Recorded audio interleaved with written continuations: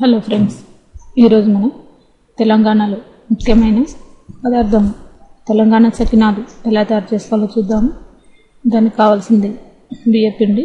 ఈ బియ్యపిండిని తయారు చేసుకోవాలంటే రాత్రంతా బియ్యం నానబెట్టుకొని దీన్ని మనం మిల్లుకి ఇచ్చుకొని మీకు ఎంత కావాలో అంత పిండిని మనం ఇలా పచ్చి పిండిని తీసుకోవాలి. ఈ పిండికి కావాల్సిన పదార్థాలు: నువ్వులు అరకప్పు, ఉప్పు రుచికి సరిపడా.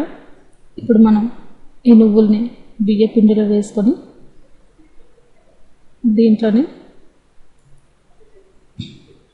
కొద్దిగా సాల్ట్ రుచికి సరిపడా వేసుకోండి. ఇది మనకి శాంపిల్గా చూపించడానికి. మనం ఇది ఎక్కువ మోతాదులో చేసుకోవాలంటే 1 కిలో బియ్యం నానబెట్టుకొని దాంట్లో ఒక చిన్న గ్లాసు నువ్వులు ఉప్పు వేసుకొని తయారు చేసుకోవచ్చు. ఇది మనకి సంక్రాంతికి బాగా చేసుకుంటారు తెలంగాణలో. ఇప్పుడు మనం ఆ సకినాలు ఎలా తయారు చేసుకోవాలో ఎలా వేసుకోవాలో కూడా చూద్దాము.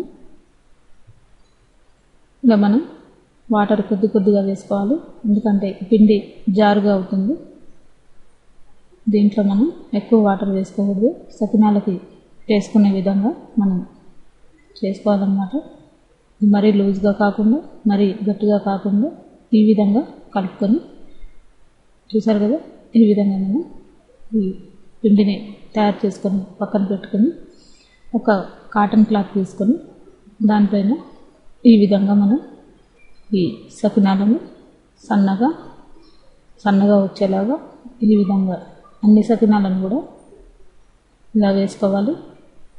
చూసారు కదా, ఈ విధంగా అన్ని సకినాలను కూడా రెడీ చేసి పెట్టుకొని ఈ సకినాలకు పిండికి ఉన్న వాటర్ అంతా ఈ క్లాత్ పీల్చుకునే వరకు ఒక 10 నిమిషాలు ఉండండి. ఈ వాటర్ అంతా ఈ క్లాత్ పీల్చుకున్న తర్వాత మనం వీటిని డీప్ ఫ్రైకి సరిపడా ఆయిల్ రెడీ చేసుకొని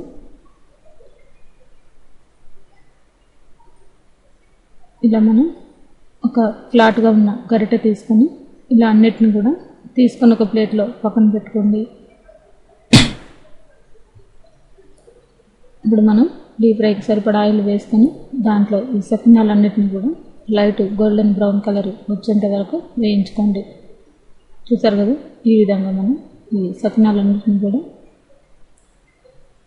గోల్డెన్ బ్రౌన్ కలర్ రావాలి, మరి మాడకూడదు.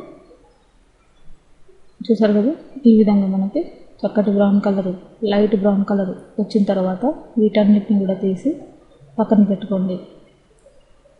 ఈ విధంగా మనకి ఈ సకినాలు రెడీ అయినట్టే. ఈ విధంగా అన్నిటిని కూడా ఎక్కువ మోతాదులో కూడా వీటిని తయారు చేసుకోవచ్చు. ఎంతో టేస్టీ రుచికరమైన ఈ తెలంగాణ సకినాలని మీరు కూడా ట్రై చేసి చూడండి.